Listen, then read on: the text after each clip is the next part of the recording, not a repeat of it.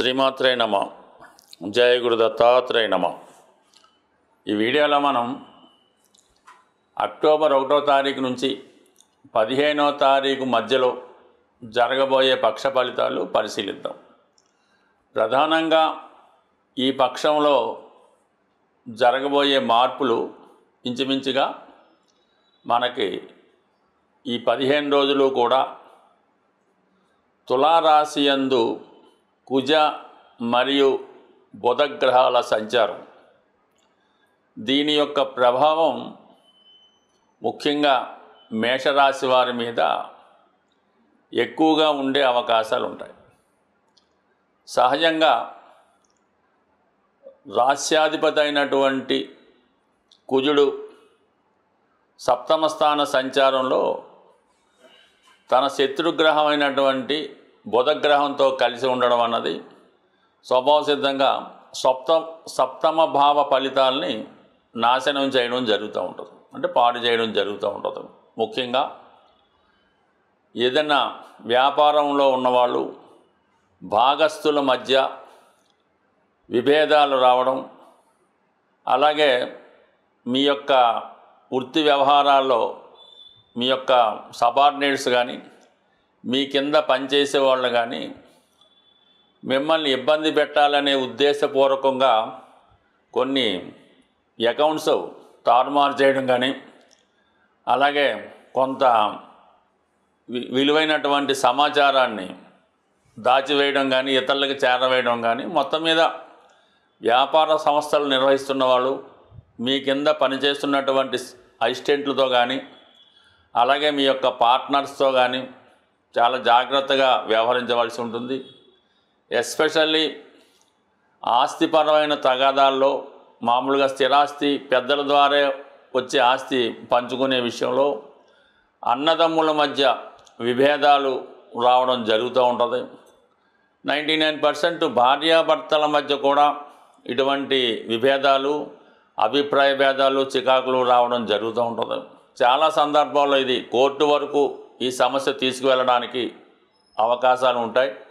So ఏదైనా ఈ సందర్భంలో ఇంచుమించుగా మనకి ఈ మొదటి 15 రోజులు కూడా ఎట్టి పరిస్థితుల్లో కూడా అన్నదమ్ములతో కానీ, అలాగే భార్యాభర్తల మధ్య కానీ విభేదాలు తాత్కాలికంగా మీరు పెండింగ్ పెట్టుకోవాలి తప్ప, పెద్ద మనుషుల దగ్గరికి వెళ్ళినా, అలాగే సెటిల్మెంట్ కోసం వచ్చినా కంపల్సరిగా ఇది తీవ్రమైనటువంటి విభేదాలకి, తగాదాలకి దారితీసే అవకాశం ఉంటుంది.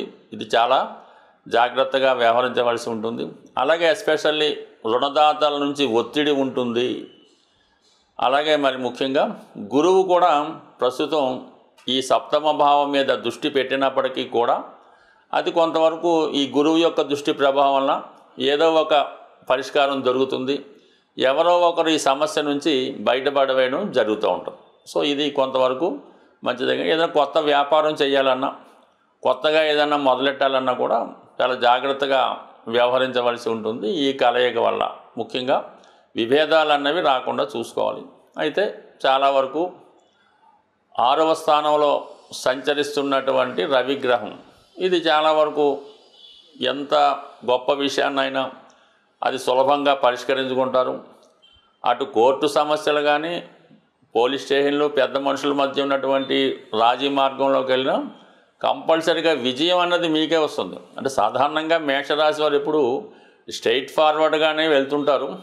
అయితే కొన్ని సందర్భాల్లో ఎంత నిజాయితీగా వెళ్ళినప్పటికీ కూడా అది ఎదటి వారికి అసంతృప్తికరంగా ఉండే విషయంలో మిమ్మల్ని ప్రత్యక్షంగా కాకుండా పరోక్షంగా ఇబ్బంది పెట్టాలనే ఉద్దేశంతో కొన్ని చికాకులు వచ్చే అవకాశం ఉంది. అయినప్పటికీ కూడా గురువు యొక్క సంచారం, రవి యొక్క సంచారం మీకు అనుకూలంగా ఉండడం వలన ఎటువంటి సమస్య అయినా కూడా చాలా వరకు పరిష్కరించుకునే అవకాశం ఉంది. అయితే గత కొద్ది రోజులుగా ధనాధిపతిగా ఉన్నటువంటి శుక్రుడు కేతువుతో కలిసి పంచమ స్థానంలో సంచరించడం వల్ల చాలా వరకు ఏమవుతుందంటే ఆర్థిక సంబంధించిన విషయాల్లో ధనం కొంతవరకు రొటేషన్ తగ్గిపోవడం, రావాల్సిన ధనం చేతికి రాకుండా ఉండడం జరుగుతూ ఉంటుంది. అలాగే ప్రేమికుల మధ్య, అలాగే పరస్పరం స్నేహితుల మధ్య కూడా ఒక విధమైనటువంటి అభిప్రాయ భేదాలు, ఎడబాట్లు, చికాకులు వచ్చే అవకాశాలు ఉంటాయి. అయితే ఇటువంటి సమస్యల నుంచి ఈ నెల 9వ తారీఖు తర్వాత మరి సింహరాశిలో ఉన్నటువంటి శుక్రుడు కన్యా రాశిలో ప్రవేశించడం, అక్కడ ఉన్నటువంటి రవితో కలియడం ఒక విధంగా ఈ సమయంలో మీరంటే ఇంచుమించుగా మీకు అక్టోబరు 9వ తారీఖు తర్వాత మరి దగ్గర బంధువులతో కానీ, ముఖ్యంగా అత్తవారి బంధువులతో కానీ, లేదా స్త్రీలతో కానీ, అధికార హోదా కలిగినటువంటి స్త్రీలతో అంటే రాజకీయ నాయకులు కావచ్చు, బాగా హోదా కలిగినటువంటి అధికారంలో ఉన్నటువంటి స్త్రీలతో విరోధాలు మీకు వచ్చే అవకాశం ఉంటుంది. అయితే ఏ విషయంలో అయినా సక్సెస్ వచ్చినప్పుడు కూడా స్త్రీల విషయంలో మాత్రం చాలా వరకు జాగ్రత్తగా ఉండవలసి ఉంటుంది. అలాగే కొన్ని అనుకోని సమస్యలు భార్యతో కానీ, అత్తవారి నుంచి కానీ, స్త్రీల నుంచి కానీ ఎదురయ్యే సూచనలు కామన్గా ఉంటాయి కాబట్టి, బట్ ఏదైనా అటు ఆర్థిక సంబంధించిన విషయాలు, అలాగే స్త్రీలకు సంబంధించిన విషయాల్లో జాతకుడు చాలా వరకు ప్లాన్డ్గా అప్రమత్తంగా ఉండవలసింది. అంటే స్త్రీలంటే దగ్గర బంధువులు, అధికారులు అలా తప్ప వేరే అర్థం చేసుకోకూడదు. ఏదైనా ఈ జాతకుడికి మరి వ్యయంలో ఉన్నటువంటి శనిగ్రహ ప్రభావం వల్ల మనీ చాలా వరకు వేస్ట్ అవుతుంటుంది. అందువల్ల ఇన్వెస్ట్మెంట్ చేసే ముందు, ఎవరికన్నా ధనం ఇచ్చే ముందు, ఖర్చు పెట్టే ముందు చాలా జాగ్రత్తగా ఆలోచించవలసి ఉంటుంది. ఈ సమయంలో మీకు విదేశంలో ఉన్నటువంటి మిత్రుల ద్వారా ఒక శుభ సమాచారం అందబోతుంది. ప్రస్తుతం ఎవరైనా కొన్ని ముఖ్యమైనటువంటి పనులు ప్రారంభించినప్పుడు మన యొక్క అంటే మీ నక్షత్రాన్ని బట్టి తారాబలం అని ఉంటుందన్నమాట. అంటే ప్రతిరోజు ఒక నక్షత్రం, కొన్ని హోరలు, తిథి, వార, నక్షత్ర, యోగ కరణాలు ఇవన్నీ నడుస్తూ ఉంటాయి. అయితే ఎక్కువగా రోజు కన్నా, తిథి కన్నా నక్షత్రం అన్నది కొద్దిగా బలంగా ఉండడం జరుగుతూ ఉంటుంది. అందుకనే మన ఈ ముహూర్తాలు అవి నక్షత్రాన్ని బట్టి పెడుతూ ఉంటారు. ఏదైనా అంటే ఈ పంచాంగంలో ఇవన్నీ కూడా మీకు ఉంటాయి. ఏదైనా ఒక ప్రయాణం చేస్తున్నారు మీరు, ఏదైనా ఒక పని మీద వెళ్ళినప్పుడు, ఒకరిని సంప్రదించినప్పుడు క్షేమతార అంటే మీ నక్షత్రం నుంచి 4వ తార క్షేమతార అవుతుంది. అది ప్రయాణాలు చేపట్టిన, భూమి స్థిరాస్తి లాంటివి కొనుక్కున్న దానివల్ల మీకు చాలా లాభం అది కలిగే అవకాశం ఉంది. అలాగే సంపత్తార అని ఉంటుంది. 2వ తార అంటే మీ నక్షత్రానికి 2వ తార లెక్కెట్టుకుంటే ఆ సంపత్తారలో మీరు బ్యాంక్ అకౌంటు ఓపెన్ చేసుకున్న అంటే ఆ తారాబలం ఉన్న రోజు మీరు ఎవరి దగ్గర కూడా అప్పు తీసుకున్నా, లేదంటే అప్పు ఇచ్చినా అది మీకు వాళ్ళకి కూడా కలిసి రావడం జరుగుతూ ఉంటుంది. ఏదన్నా బంధుత్వం కలుపుకోవాలన్నా కూడా ఈ సంపత్తారలో మీరు కలుపుకోవచ్చు. ముఖ్యంగా ఉద్యోగ ప్రయత్నాలు, ఏదైనా కోర్టు కేసు వేయాలి, అప్పు కోసం, రుణం కోసం అప్లికేషన్ పెట్టుకోవాలి అనుకున్నప్పుడు సాధన తార, ముఖ్యంగా ఈ ఉద్యోగ కోసం ప్రయత్నం చేస్తున్న నిరుద్యోగులు ఈ సివిల్స్ లాంటి ప్రిపేర్ అయ్యేటప్పుడు మీ ఎగ్జామ్స్ రాసే రోజు కానీ, అప్లికేషన్ పెట్టే రోజు కానీ సాధన తారలో మీ యొక్క అప్లికేషన్ పెట్టి ఆ ప్రయత్నం చేస్తే 100కి 100 అది సక్సెస్ అవుతుంది. క్రీడాకారులకు కూడా ఈ సాధన తార అన్నది చాలా బలమైంది. అంటే మీ జన్మ నక్షత్రం నుంచి లెక్కెట్టుకుంటే 2వ తార, 4, 6 చాలా వరకు సక్సెస్ ఇస్తాయి. ఇంకా క్షేమతార ఇవన్నీ పక్కన పెడితే 8వ తార, 9వ తార కూడా ఉంటాయి. బట్ 8వ తార అన్నది కొంతవరకు మిశ్రమ ఫలితాలు ఇవ్వడం జరుగుతూ ఉంటుంది. 9వ తార కూడా అంతే ఫలితాన్ని ఇవ్వడం జరుగుతూ ఉంటుంది. అంటే కొన్ని కార్యక్రమాలకి కొన్ని నక్షత్రాలు చాలా వరకు మనకి సహాయపడుతూ ఉంటాయి.